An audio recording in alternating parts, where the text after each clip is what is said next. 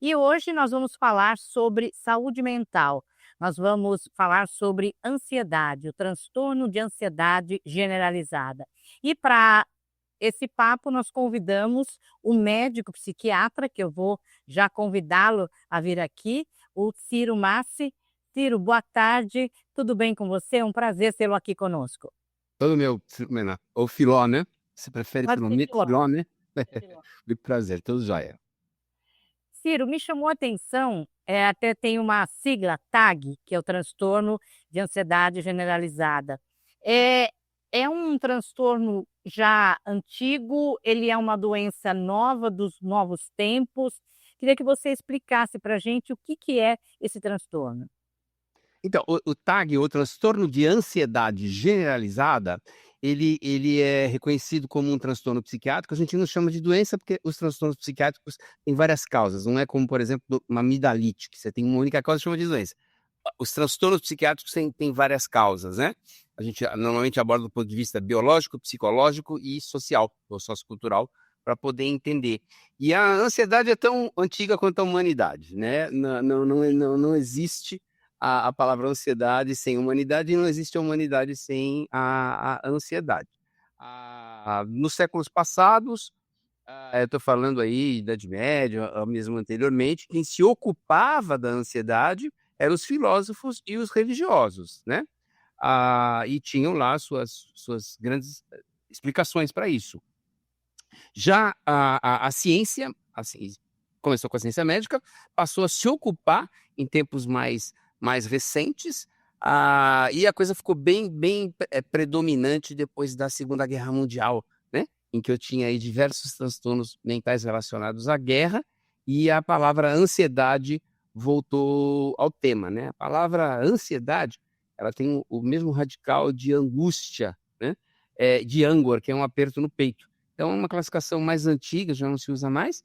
A gente falava que a ansiedade, quando ela era corporificada, quando era o corpo que estava se manifestando muito, principalmente na região do coração, a gente chamava de angústia.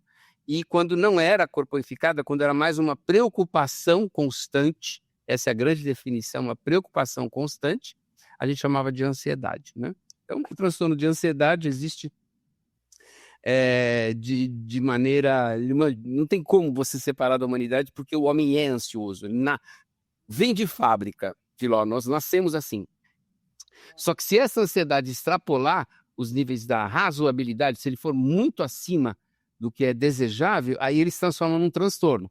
Então, o transtorno de ansiedade generalizado, ele é uma ansiedade que passou do ponto.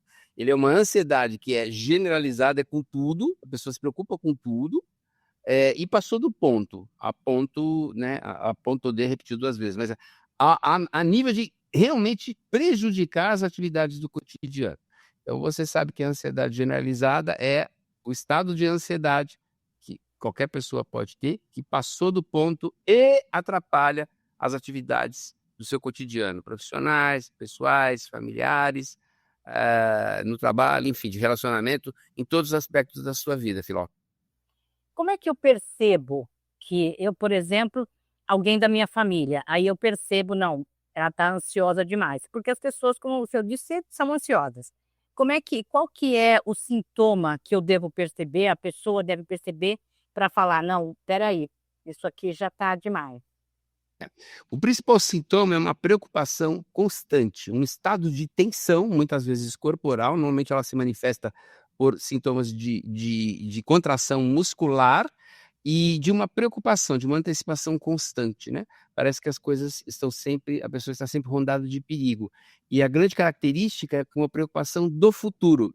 Quando existe um estado de tensão, ou um estado focado, né, de muito cuidado com o presente, normalmente a gente classifica isso como fobia, como medo. E quando existe uma antecipação dos problemas, e isso provoca um estado corporal de tensão, a gente chama de ansiedade. Isso, Filó, porque nós temos um sistema no nosso cérebro que se chama sistema de resposta a ameaças, né?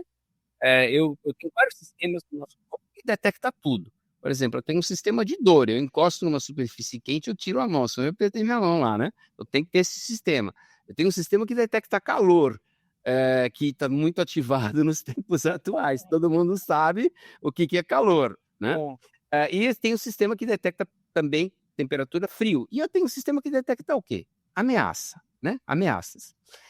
Ele é essencial para a nossa sobrevivência. A gente já vem de fábrica assim.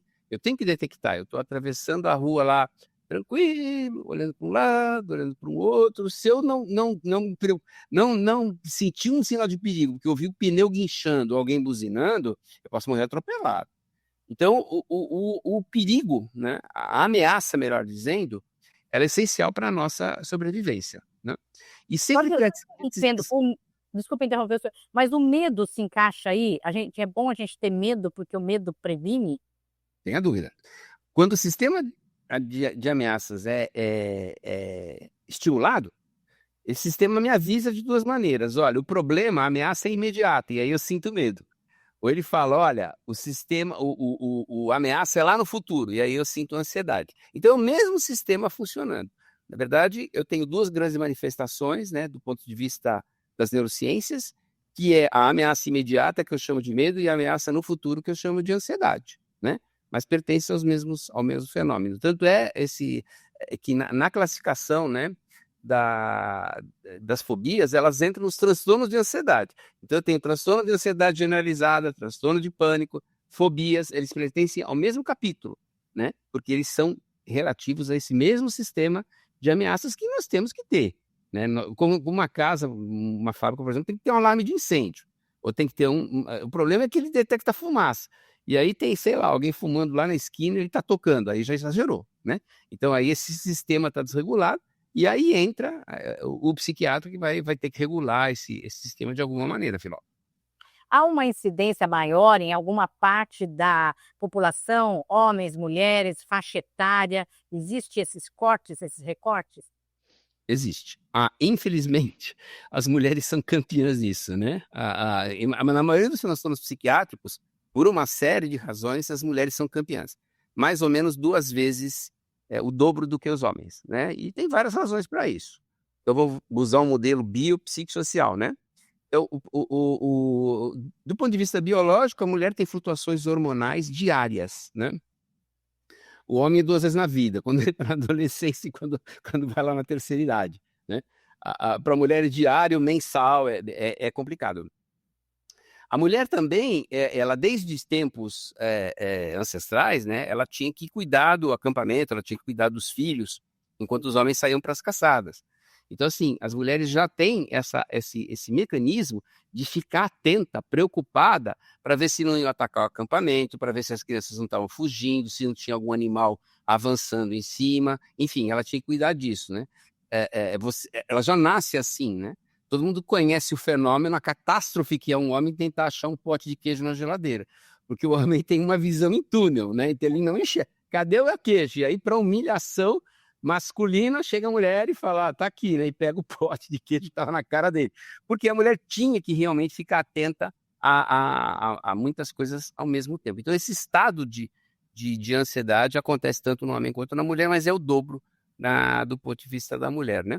E também, assim, a mulher, no nosso contemporâneo, ela está sujeita, ela está imersa num ambiente cultural bastante desafiante, né? Então, nós temos aí várias mulheres que têm que ter uma proficiência, tem que ter uma profissão, tem que ter uma atividade profissional tão exigida quanto os homens, mas ela muitas vezes tem um segundo turno quando ela chega em casa, que ela tem que cozinhar, ela tem que lavar, ela tem que passar, ela tem que cuidar da família, né? E aí, quando alguém estiver doente, vai procurar a mamãe. Quer dizer, a mulher realmente tá muito sobrecarregada, e isso é uma ameaça e vai gerar também um estado de ansiedade. Então, assim, infelizmente, as mulheres, o dobro. Normalmente, o transtorno de ansiedade generalizada, ele começa no final da adolescência, uma doença de pessoas jovens, né? Com a terceira idade, ele tende a diminuir, mas o ideal é procurar tratamento. Por quê? Esse estado de ansiedade, de inquietação, ele impede que você use plenamente as suas capacidades de raciocínio, que é essa região aqui, acima da sobrancelha, que a gente chama córtex pré-frontal, que é a região que decide, é a região que antevê problema, é a região que toma uma série de atitudes, resolve problemas, né? Resolve problemas. Então, nesse estado de tensão, essa região atua menos. E aí a pessoa tem mais dificuldade em resolver os problemas da sua vida, em tomar decisões e antever problemas. Então, ela começa a fracassar mais, né? Ela começa a ter mais problemas. E esse estado pode levar, e muitas vezes leva, à depressão. Então, assim, é uma frase comum em psiquiatria a gente dizer o seguinte: olha, a ansiedade generalizada maltratada normalmente acaba em depressão, acaba num transtorno depressivo maior, já é um outro transtorno. E isso sem contar que existe uma comorbidade, quer dizer, acontece ao mesmo tempo o transtorno de depressão, né? Então, esses fenômenos acontecem, Filó. Não sei se eu respondi sua pergunta. Respondeu. E existem gatilhos para isso? Normalmente ela... Pode evitar, enfim. O que é um gatilho? É alguma coisa que é um gatilho, é uma coisa que desencadeia a ansiedade. Então, assim, de maneira geral, ela até chama generalizada, porque ela independe meio de gatilhos, né? Ela acontece com muita frequência em vários aspectos de vida da pessoa, né? Ela não é referente a um só. Mas existe um outro fenômeno que muitas vezes, nem sempre, mas que muitas vezes acompanha a ansiedade generalizada, que é a crise de ansiedade. A crise aguda de ansiedade, é aquela que te leva para o pronto-socorro, é aquela que o indivíduo realmente passa muito mal. Essa, muitas vezes, está relacionada a algum gatilho, né? Alguma situação mais específica, né? O nosso cérebro, Filó, ele adota vários atalhos. Pensar gasta muita energia, né? Gasta muita energia. O corpo não tem tanta energia assim disponível. Então, normalmente, o que a gente faz é tomar atalhos mentais. A gente adota certos comportamentos, certos julgamentos para ganhar tempo e gastar menos energia, né? E nessa pode acontecer, por exemplo, de você ter um acontecimento em que você ficou muito ansioso. E aí alguma coisa próxima a esse acontecimento ou igual acaba te levando a um estado maior de ansiedade. Isso seria um gatilho, né, de ansiedade. Então, normalmente, ele está relacionado a alguma experiência anterior, né? Ele não ocorre assim, isoladamente, né? Então, assim, vai depender de pessoa para pessoa, mas existem alguns gatilhos que são mais ou menos comuns a qualquer ser humano. Por exemplo, nenhum ser humano, nenhum animal, na verdade, gosta de ficar acuado. Então, situações em que você se sente acuado, normalmente desencadeiam ansiedade. Ameaças à nossa autoestima, uma briga, por exemplo, muito grande na empresa ou em casa, pode desencadear, né? Situações onde o escape pode ser difícil, por exemplo, ficar preso no trânsito, ou quando as portas do avião se fecham, é um gatilho tanto para transtorno de pânico, que é outro transtorno de ansiedade, a gente fala outra hora, quanto para ansiedade generalizada. O indivíduo pode ter uma crise de ansiedade nessas situações. Então, eu tenho dois tipos de gatilho, o que é individual e reflete situações do passado, e gatilhos que são comuns para a grande maioria das pessoas, que foram o que eu acabei de comentar. Você falou em transtorno de pânico e transtorno de ansiedade generalizada. Os sintomas do pânico, que acho que é uma coisa mais comum que a gente tem falado, é aquela falta de ar, a tremedeira, você começa a suar. Existe os sintomas para identificar a ansiedade generalizada? Isso. Então, assim, a diferença entre o transtorno de pânico e o transtorno de ansiedade é que o transtorno de pânico ele é mais corporal e ele é imediato. Como o nome está dizendo, é pânico, um medo enorme.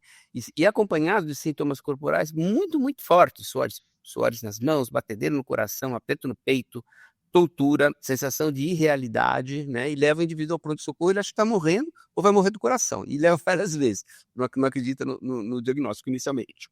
Perdão. Já o transtorno de ansiedade, ele é menos corporal, tende a ser menos corporal e mais mental. Então, é uma tensão constante. Então, é comum que o paciente, por exemplo, com transtorno de ansiedade generalizada, comente assim no consultório o seguinte: olha, é interessante, porque as pessoas não dizem que eu sou ansioso. Quem me olha me vê com muito calma, muito tranquilo, mas eu sou muito ansioso, eu estou preocupado o tempo todo, eu estou me antecipando o tempo todo, né, e não consigo controlar. Eu foge ao meu controle, porque a região do cérebro está realmente, desregulada e aí a gente vai ter que regular de alguma maneira. Mas a preocupação constante, essa antecipação, a ponto de atrapalhar um estado de tensão que atrapalha realmente as atividades do dia a dia. A grande dica para quando procurar, um tratamento é o seguinte: "Olha, isso aí está te atrapalhando muito", porque assim, ansiedade, vamos deixar claro, né, filho, ansiedade todo mundo tem, tá, quem está vivo, né, aliás, quem está vivo tem problema, assim, paz eterna, está escrito em porta de cemitério, né, porque quem está vivo agora você tem que enfrentar as situações de ameaça de uma maneira saudável, e a ansiedade, impede isso, Filó. E o senhor falou em medicamento, procurar um tratamento médico, mas existem algumas medidas que podem, auxiliar? Por exemplo, ir para uma academia, caminhar, fazer um hobby, um artesanato, enfim, alguma coisa que dê prazer pode ajudar também? O que assim, para quem precisa de tratamento. E o melhor as melhores formas de tratamento, que dão melhores resultados, é a união de 3 coisas: a medicação adequada, que é uma medicação que não é um simples calmante, ele vai lá e regula a região do cérebro, isso é muito importante, não é dar calmante, são reguladores, normalmente a gente usa, uma classe de antidepressivos chamados inibidores de recaptação seletivo de serotonina, ou de recaptura de serotonina. Psicoterapia, a melhor estudada é a chamada psicoterapia comportamental cognitiva. Existem várias, mas a que se mostrou mais útil no transtorno de ansiedade generalizada é a terapia comportamental cognitiva. E várias outras medidas acessórias, né? Por exemplo, a yoga é fantástico, né? Yoga, e principalmente pela questão da respiração, porque você conseguir respirar de uma maneira pausada e controlada diminui muito a ansiedade. Essa é uma mensagem que chega para o cérebro, que você está sob controle da situação. A ansiedade leva muito essa questão, né, de não ter controle, e significa isso. E você também muda objetivamente a química do teu sangue, quando respira de maneira pausada, né. Também o fato de você desviar a atenção para aquilo que está acontecendo, das suas preocupações para algumas coisas, também ajuda muito. Então, por exemplo, você na ansiedade, você parar por exemplo, eu vou fazer aqui, enquanto eu estou fazendo, né, eu olho aqui esse peixinho que está aqui atrás de mim, e começo a pensar na textura dele, na cor dele, eu começo a tentar ouvir ruídos do meio ambiente que podem estar acontecendo, eu começo a sentir, por exemplo, as minhas mãos, enfim, eu desvio a atenção das minhas preocupações. Isso pode ajudar muito. Não que isso vá resolver o problema, mas isso pode realmente ajudar muito. E, perdão, o grande, auxiliar no tratamento é, sem sombra de dúvida, a respiração, né. Então você vai inspirar lentamente pelo nariz, segurar um pouquinho e soltar o mais lentamente que você conseguir. Eu vou fazer agora. Mas assim, quem tem dificuldade em fazer o que eu vou fazer, eu já dou um truque que vai funcionar, tá, então relaxa. Então seria o seguinte, você entraria o ar pelo nariz aqui, ó, vou fazer, ó. Segura um pouquinho e solta lentamente, vou soltar. Quanto tempo? É mais ou menos o seguinte, você pode mais ou menos o tempo de 2 segundos para entrar, 1 segundo segura, 4 segundos para soltar. Para quem sofre de ansiedade, isso no início pode ser muito difícil. Você pede para a pessoa respirar e faz assim, né, ela enche o nariz de ar, porque isso é muito difícil. Então, esquece um pouquinho, isso é para quem sofre de transtorno, tá? Esquece um pouquinho essa contagem e tenta soltar o ar o mais lentamente que você conseguir. Então seria isso aqui que eu vou fazer, inspira, segura um pouquinho e solta. Eu tô soltando aqui o ar mais lentamente que eu puder. Sempre inspirar pelo nariz, nunca pela boca, senão você vai ter dor de barriga. Mas para soltar, você pode soltar pela boca. Você pode até fazer e tenta sentir essa sensação. Aí você já desvia a atenção da tua ansiedade para a sensação corporal do ar, entrando e saindo, né, entrando pelo nariz e saindo, por exemplo, pela boca. Essa é a grande medida acessória, né. Agora, contato com animais para muita gente faz mal, existe até a ecoterapia. O contato com a natureza é maravilhoso. A estratégia mais contemporânea que tem sido utilizada é uma sistematização de diversas técnicas de meditação oriental que se chama mindfulness, né? Que significa a meditação de plena atenção. Então, isso é ensinado, é uma técnica que é ensinada, e o indivíduo passa a focar no presente. Se a ansiedade é uma pré-ocupação, uma ocupação do futuro muito grande, voltar ao momento presente para ver tudo que está acontecendo é altamente terapêutico, né? Então, assim, aprender mindfulness é uma estratégia maravilhosa. Isso pode ser ensinado nas empresas, nas casas, nas comunidades, nos centros de saúde, no ambiente de trabalho. É facílimo. Eu acho que isso deveria ser implementado de maneira mais incisiva, né? Essa capacidade de fazer isso, Filó. E nós temos mais ansiosos hoje? Qual que é o cenário que nós temos? Crescendo. Infelizmente, o Brasil está nos primeiros postos aí do mundo, né? O Brasil é campeão de ansiedade, a região metropolitana de São Paulo é campeã do Brasil, e assim, nós estamos no olho do furacão, né? Por que isso está acontecendo? Tem diversas razões, né? Tem tanto razões biológicas, quanto, por exemplo, o consumo excessivo de alimentos muito processados, ultraprocessados. Esses alimentos são altamente inflamatórios, eles inflamam o organismo. Existe uma inflamação comum, tem que fazer um parênteses, existe uma inflamação comum, por exemplo, eu corto meu dedo, né? Aliás, eu quase cortei porque eu quebrei um vidro agora. Mas, enfim, eu corto meu dedo e inflamo aqui. Aí meu dedão fica, né, desse tamanho e depois volta ao normal. Isso é uma inflamação normal localizada. Existe uma coisa chamada meta-inflamação, que é uma inflamação do corpo inteiro. Vamos comparar com uma floresta. Uma coisa é ter um incêndio localizado ali numa área da floresta. Eu vou lá e apago. A outra coisa é eu ter vários focos de fogo na floresta inteira. É essa inflamação generalizada. E ela pega cérebro, né? E uma coisa que ajuda nesses pequenos incêndios, nessa meta-inflamação, nessa inflamação generalizada, é a alimentação de baixa qualidade, de alimentos altamente processados. E, infelizmente, também no Brasil, o cuidado está bem abaixo do que seria o ideal com esse tipo de alimentos, né? Que são biscoito, excesso de farinha branca, excesso de refrigerante, excesso, não é para não comer, mas é excesso de, né? Carnes ultraprocessadas, enfim, são vários alimentos aí que promovem essa inflamação. Além disso, vários estados de inquietação socioambientais, né, socioculturais, podem piorar o estado de ansiedade. Por exemplo, na minha opinião, não só na minha opinião, na opinião de diversos psiquiatras, ambientes políticos altamente polarizados, né, contribuem porque eles são ameaçadores, né? Então eu começo a ver ameaça e não consigo resolver aquilo de maneira objetiva. Eu enxergar a outra pessoa não como um discordante, ou até mesmo como um adversário, mas como um inimigo. O nome está dizendo inimigo, desperta, né? Vai lá e estimula o sistema de resposta a ameaças, né? Então, assim, uma das grandes políticas públicas, na minha opinião, uma maneira do Estado contribuir para reduzir o estado de ansiedade, nós somos campeões mundiais, repito, é reduzir essas ameaças que estão acontecendo, né? Por exemplo, um ambiente altamente polarizado. Outra coisa é a sensação de segurança, né? A sensação de insegurança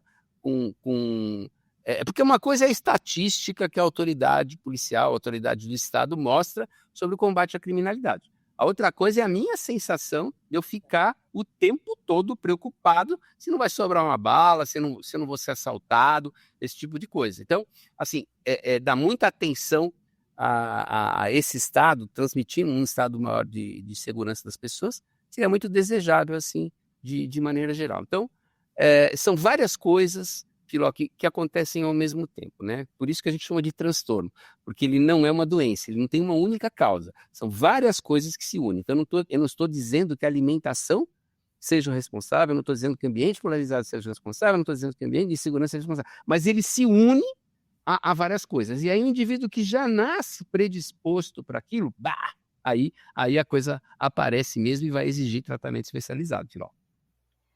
Olha, muito obrigada, inclusive pelas orientações para as pessoas que se sentem ansiosas, então a respiração é tudo, né, respiração compra tudo na vida. A gente costuma só respirar aqui em cima, tem que respirar para o corpo inteiro. Ciro Massi, médico psiquiatra, muito obrigada pela entrevista, pela aula e até uma próxima. Até a próxima. Saúde a todos. Saúde a todas. Tchau, tchau.